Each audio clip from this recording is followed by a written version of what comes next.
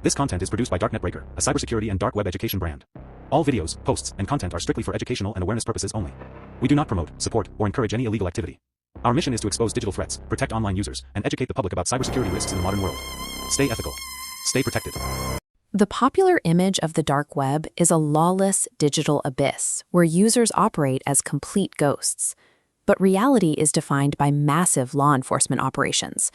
Global takedowns of underground marketplaces frequently expose the system's vulnerabilities, proving that digital shadows are rarely absolute.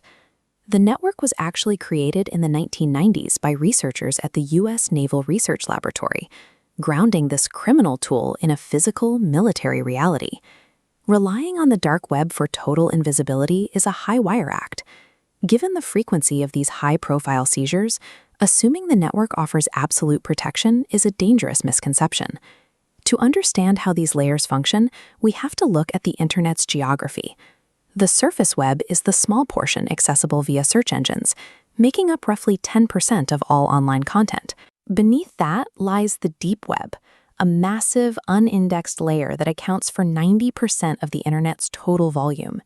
This layer is built for routine privacy. It hosts everything from your personal email inbox and online banking details to medical records and internal corporate databases. The dark web is a microscopic fraction of a percent hidden inside that deep web layer, requiring specialized encrypted overlay networks to access. While the deep web is designed to keep information private, the dark web attempts to grant users absolute anonymity, two objectives with very different technical stakes. Accessing that hidden layer requires a tactical defense tool, the most common of which is Tor, or the onion router. Data is wrapped in encryption layers. The entry route sees your IP, but not the destination, peeling the first layer. A middle node relays it blindly. The exit node removes the final ring to deliver data, knowing the target, but not your IP.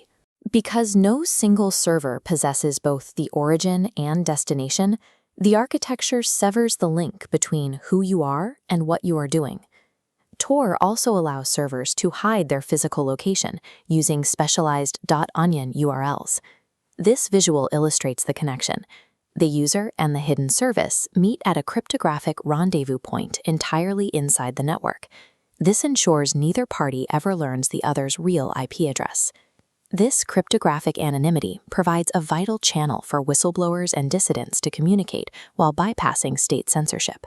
Major global institutions rely on this architecture. The New York Times and the BBC operate hidden services for users sharing information in confidence. Mathematically, this closed-loop system is as close to perfect security as possible, which is exactly why the ways it is broken are so significant. The dark web's primary vulnerability is endpoint exposure. Tor secures the transit, but it cannot fix compromised hardware or flawed human behavior. Basic operational security failures de-anonymize users instantly. Reusing a username from the surface web or neglecting to scrub metadata from an uploaded image provides an immediate link back to a user's real identity. There is also the threat of a correlation attack. This shows how an adversary might break anonymity by watching the network's borders.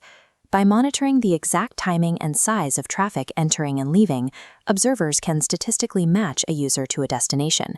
If an adversary has the resources to monitor both ends of a circuit, the illusion of total anonymity collapses.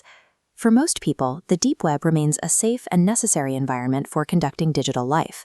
The dark web operates without oversight, a space for malware, scams, and intelligence traps where visitors have zero customer protection. These networks remain vital for those fighting surveillance in oppressive regimes, but they are entirely unforgiving to the casual user.